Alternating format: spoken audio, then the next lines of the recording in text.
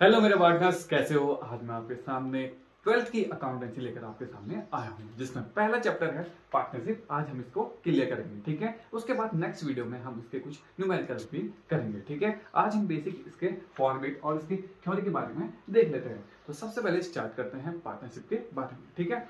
Partnership, देखो partnership अभी तक हमने पढ़ा था जब हम सिंगल सिंगल अकाउंट बनाते, जैसे पीएल बनाते, प्रॉफिट लॉस बनाते, ट्रायल बैलेंस बनाते, लीजर्स बनाते। देखो 11th में बेसिक कॉन्सेप्ट था, ठीक है, कैसे कैसे बनाना है। अब उससे थोड़ा आगे बढ़ते हैं और हम पढ़ लेंगे इसमें पार्टनरशिप। पार्टनरशिप का मतलब देखो, पार्टनर्स पार्टनर्स का मतलब एक से ज्यादा। जब मिल के काम करोगे तो उसे पार्टनर कहेंगे। इसका मतलब है, पहला देखो, फर्स्ट पहले देखो, पार्टनरशिप मतलब होता है कि जब एक से ज्यादा लोग मिलकर काम करें। दो मतलब वन, मोर देन वन, अगर हम काम करें, देखो एक से ज्यादा लोग मिलकर काम करें, ठीक है, किसी बिजनेस को मिलकर चलाएं, सारे एक्टिविटीज को मिलकर करें, तो वो कहलाएगी तुम्हारी पार्टनरशिप, ठीक है, या पार्टनर या पार्टनरशिप, ठीक है, पार्टनरशिप कहलाएगी। इसको देखते हैं क्या क्या है। तो सबसे पहले आपको जानना चाहिए कि पार्टनरशिप एक्ट क्या होता है। देखो सेक्शन आपको दिमाग में रखना है, ये 1 नंबर के क्वेश्चन में आता है कि देखो सेक्शन 4 में है, और याद करना, देखो 4 आ गया। तो देखो जब तुम 12th क्लास में आते हो क्या करते हो, स्माइल देते हो, तो स्माइल को बोलते हैं 32। इसका मतलब है पार्टनरशिप एक्ट। देखो ये देखो इंडियन पार्टनरशिप एक्ट 32 है, मैंने आपको याद करना, तो 1932 बस हो गया, खत्म। इसका मतलब है सेक्शन 4 में है द इंडियन पार्टनरशिप एक्ट 1932, बस इतना दिमाग में रखना है। अब मैं आपको बताता हूँ पार्टनरशिप। तो मैंने आपको बताया कि पार्टनरशिप का क्या है कि जब हम मिलके कोई बिजनेस को, सारी एक्टिविटीज को करें, प्रॉफिट शेयर रेशियो को बांटें, आपस में मिलके एग्रीमेंट करें कि हाँ भाई साहब, आप और मैं मिलके पार्टनरशिप करेंगे, मिलके काम करेंगे, सारी बिजनेस एक्टिविटीज को मिलके करेंगे। और देखो जब दो आदमी मिलके काम करना चाहेंगे तो उसे बोलेंगे पार्टनर्स या पार्टनरशिप, ठीक है, पार्टनरशिप। इसमें देखो मोस्ट एलिमेंट क्या है कि मोर, देखो 2 और मोर होने चाहिए। अब आपसे पूछेगा, अगर पूछे तो इसमें 50 तक होते हैं, ठीक है, मैक्सिमम 2, मिनिमम 2 और मैक्सिमम 50 तक। तो मोस्ट इंपॉर्टेंट ये रहा कि हम क्या करना है, मिल के काम करने चाहिए, ठीक है, 2 से ज्यादा, ठीक है, 2 और 2 से ज्यादा। उसके बाद देखो मोस्ट एलिमेंट क्या है, इसमें क्या होना, प्रॉफिट मोटिव होता है, ठीक है, प्रॉफिट मोटिव कोई भी बिजनेस का क्या होता है, प्रॉफिट मोटिव ही होता है, ठीक है। नेक्स्ट है कि कौन चाहिए, एग्रीड होने चाहिए, इनके बीच में क्या होना है, एग्रीमेंट होना चाहिए। देखो एग्रीमेंट को देखते हैं कैसे डिफाइन करते हैं। तो इस एग्रीमेंट को मैं आपको डिफाइन करके देता हूँ। एग्रीमेंट सपोज करो हमने कोई हमने जैसे सपोज करो दो पार्टनर से मिलके बीच में जो एग्रीमेंट हुआ है, इसे पार्टनरशिप डीड भी कहते हैं या पार्टनरशिप भी कहते हैं, ठीक है, पार्टनरशिप डीड या एग्रीमेंट कहते हैं। इस एग्रीमेंट, देखो ये एग्रीमेंट में क्वेश्चन पूछा जाता है हमेशा पेपर में कि एग्रीमेंट जो बना है दो पार्टनर्स के बीच में, इस एग्रीमेंट ओरल होता है कि रिटर्न होता है। आपसे पूछेगा कि ओरल होगा या रिटर्न फॉर्म में होगा, तो आपको टिक लगाना है कि ये किसके फॉर्म में होता है, वो दोनों की फॉर्म में होता है। पार्टनर चाहे तो वो ओरली क्या कर सकते हैं, अपने एग्रीमेंट को साइन कर सकते हैं, या ओरली मतलब अपने एग्रीमेंट को म्यूचुअल अंडरस्टैंडिंग से बना सकते हैं। लेकिन वो चाहे तो रिटर्न फॉर्म में भी बना सकते हैं। देखो आपके दिमाग में आएगा कि कोई भी चीज ओरल नहीं होती, लेकिन नहीं, ऐसा नहीं है। पार्टनरशिप में आपको दिमाग में रखना है कि पार्टनरशिप में जो एग्रीमेंट है वो ओरल भी होते हैं और रिटर्न भी होते हैं। दिमाग में रखना इसको, ठीक है, ये मोस्ट इंपॉर्टेंट पॉइंट है। और मैंने आपको याद कराया, देखो 4, उसके बाद तुम क्या करते हो, 12th क्लास में आते ही क्या करने लगे, तो स्माइल करते हो, स्माइल को बोलते हैं 32। इसका मतलब है इंडियन पार्टनरशिप एक्ट कितना है, 1932, बस दिमाग में रखना 32, ठीक है। और देखो 3 और 2 यहाँ आ गया तो 4 सेक्शन ऊपर आ गया, ठीक है। तो ये एग्रीमेंट हो गया। उसके बाद देखो नेक्स्ट देखते हैं। देखो 2 से ज्यादा लोग होने चाहिए मिलके, मतलब मिलके काम करने चाहिए, सारी और क्या होना चाहिए, एग्रीड होनी चाहिए। ये नहीं कि बस एक नहीं मानना दूसरा नहीं मानना, तो मतलब दोनों का क्या होना चाहिए, म्यूचुअल गोल होना चाहिए और वो दोनों एक साथ काम करना चाहिए, ठीक है। उसके बाद प्रॉफिट मोटिव होना चाहिए और क्या होना चाहिए, जो उनके बीच का एग्रीमेंट है वो क्या होना चाहिए, एग्रीड होनी चाहिए कि हाँ ये करना है तो ये करना है, ठीक है, दोनों मिलके काम करना चाहिए, ठीक है। तो ये कुछ पॉइंट है। इसके बाद नेक्स्ट देखते हैं।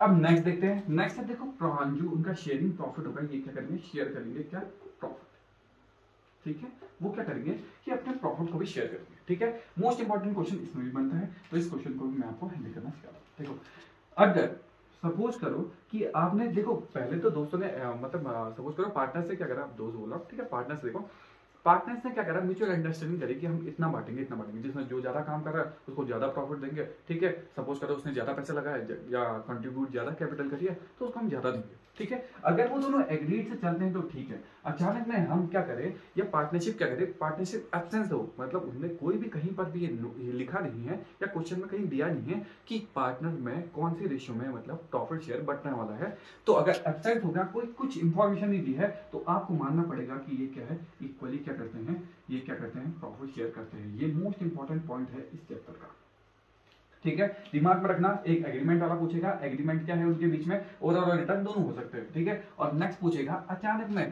प्रॉफिट शेयरिंग में कोई भी इंफॉर्मेशन नहीं है आपको पता कि प्रॉफिट किस हिस्से में बंटने वाला है, कौन से रेशियो में बंटने वाला है, कोई भी इंफॉर्मेशन नहीं दी है, तो आपको क्या करना है, इक्वली करना है, ये कंपलसरी है, ठीक है। जैसे बोलते हैं एब्सेंस ऑफ, मैं बताऊंगा पार्टनरशिप डीड में जब एब्सेंट होंगे तब भी, पर आपके दिमाग में ये वाला पॉइंट भी रखना है, ठीक है। उसके बाद नेक्स्ट देखते हैं ये क्या करता है, उसके बाद देखते हैं रिलेशनशिप बिटवीन, इसमें एक आता है रिलेशनशिप, ठीक है, relationship of principal and agent. इसका मतलब क्या है कि सपोज करो दो पार्टनर्स हैं, सपोज करें ए और बी दो पार्टनर्स हैं, अचानक में इसने कुछ भी गलती करी, ठीक है, इसने कोई भी फ्रॉड करा, किसी के साथ फ्रॉड करा, तो इसके साथ साथ ये पूरी फर्म पे ही, पार्टनरशिप पे ही क्या होगा, टैक्स चलेगा।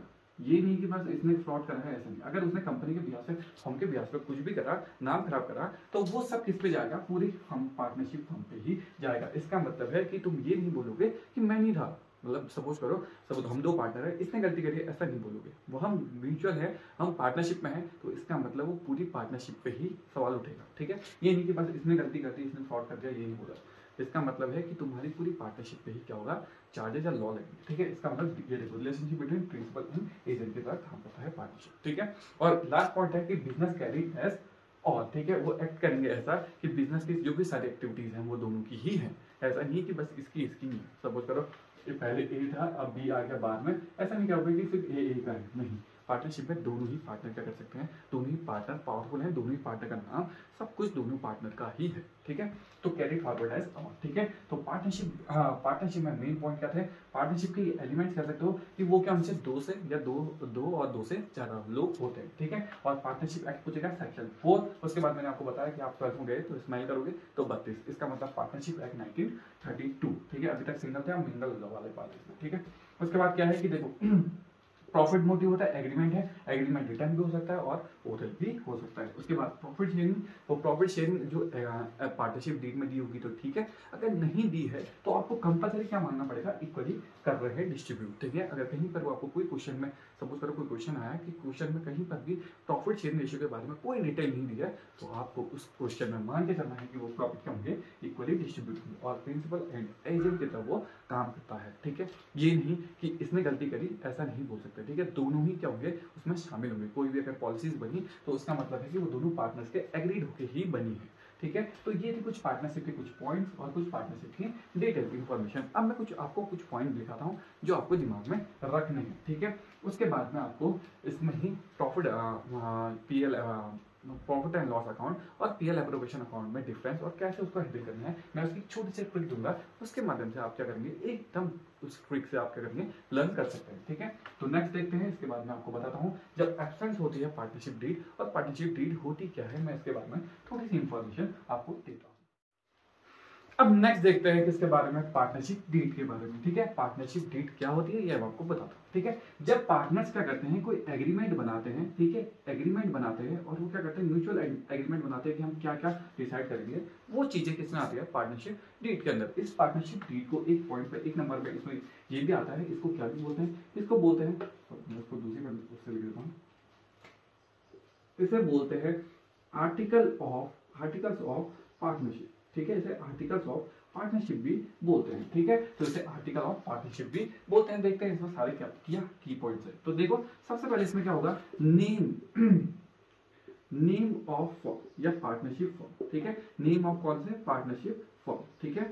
इस पार्टनरशिप फर्म के बारे में क्या होगी, उनकी नेम होगा, नेम, और इसमें क्या होगा, एड्रेस होगा, ठीक है। उसके बाद क्या होगा, इसमें नेम ऑफ पार्टनर, कौन कौन पार्टनर है इसमें, नेम ऑफ पार्टनर, ठीक है, कौन कौन पार्टनर है, कितना उनकी कैपिटल है, कैपिटल की इंफॉर्मेशन देगा, ठीक है, कैपिटल के बाद, उसके बाद कैपिटल कितना कंट्रीब्यूशन कर रहा है, उसके बाद इसमें इंटरेस्ट ऑन कैपिटल की रेट क्या है, ये भी आपको इसमें बताया जाएगा कि इंटरेस्ट ऑन कैपिटल की रेट ये है, ठीक है, उनके प्रॉफिट शेयरिंग रेशियो क्या है, ये सारी इंफॉर्मेशन इसमें, ऑल टोटल इंफॉर्मेशन इसमें होगी कि इसमें क्या प्रॉफिट शेयरिंग रेशियो क्या रखी है हमने फर्म में, प्रॉफिट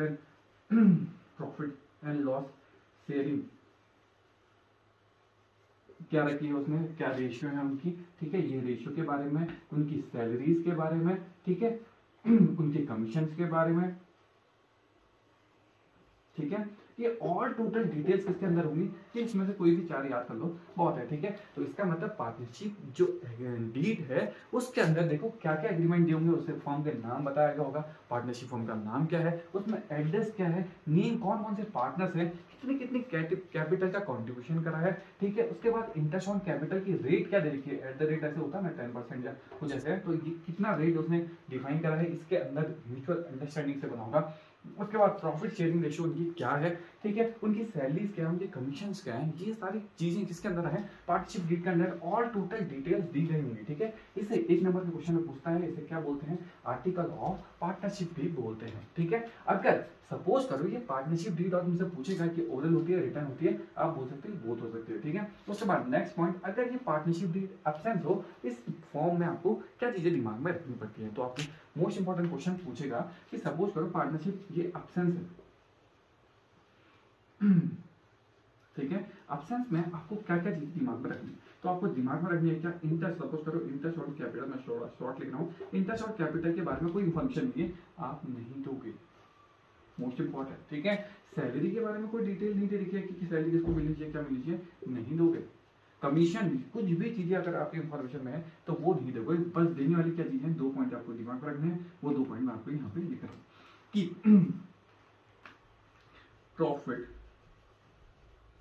शेयर, जो प्रॉफिट शेयरिंग होगी वो कौन सी होगी, इक्वल, या कहो सपोज करो ये इक्वल लिख देता हूँ यहाँ पे, लिख देता हूँ, देखो इक्वल, बस एक पॉइंट ये याद करना है, इक्वली क्या करेंगे, डिस्ट्रीब्यूट करेंगे, और दूसरा आपको दिमाग में रखना है वो कौन सा पॉइंट है, वो है इंटरेस्ट ऑन, तो इंटरेस्ट ऑन लोन या पार्टनर्स लोन, ठीक है, इसको इसकी फॉर्म याद करनी है कि कितनी परसेंट, 6% पर एनम, बस दो पॉइंट दिमाग में रखने हैं, आगे पॉइंट जब जब आते रहेंगे तब मैं आपको बताता रहूंगा, ठीक है।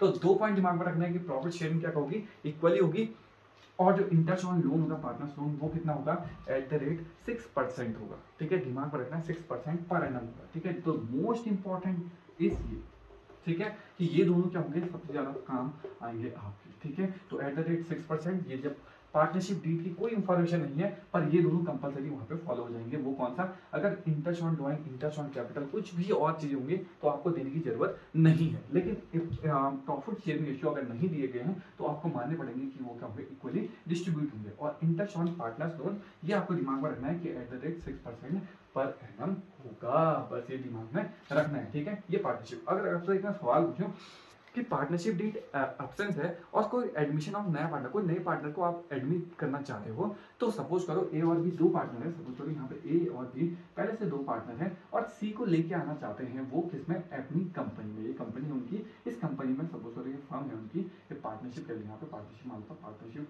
फर्म है उनकी, ये सपोज करो सी को लेके आना चाहिए, बी चाहता है कि वो सी को लेके आए, लेकिन ए एग्रीड नहीं है, इस केस में क्या होगा, अगर सपोज करो एग्रीमेंट भी एब्सेंस है, तो इस केस में आपको दिमाग लगाना है कि जब तक एक पार्टनर भी अगर मना कर रहा है तो वो उसे अपनी फर्म में नहीं ला सकता, ठीक है। दिमाग में रखना कि अचानक में एक पार्टनर भी क्या कर रहा है, उसको मना कर रहा है, तो वो फर्म में उसे नहीं ला सकते, ठीक है। तो इसका मतलब पार्टनरशिप डीड एब्सेंस भी हो तब भी आपको दिमाग में रखना है कि सभी पार्टनर्स एग्रीड होने चाहिए, तब जाके नया पार्टनर कोई पार्टनर का होगा एडमिट होगा। और अगर किसी को रिटायरमेंट लेना है, कुछ लेना है, तो दिमाग पर रखना है कि उसे नोटिस पीरियड देना पड़ेगा, ठीक है। ऐसे नहीं कि मनाई में रिटायर होना, ऐसा नहीं, तो उसे क्या देना पड़ता है, नोटिस देना पड़ता है, बस ये चीज, ठीक है। तो ये था पार्टनरशिप डीड के बारे में, ठीक है। आई होप आपको ये वीडियो पसंद आएगी, ठीक है। अगर आपको कोई भी क्वेरीज या कुछ क्वेश्चंस पूछने हो तो आप मुझे कमेंट बॉक्स में कमेंट कर सकते हैं, ठीक है। आई होप आपको ये वीडियो पसंद आएगी, लाइक करें, सब्सक्राइब करें और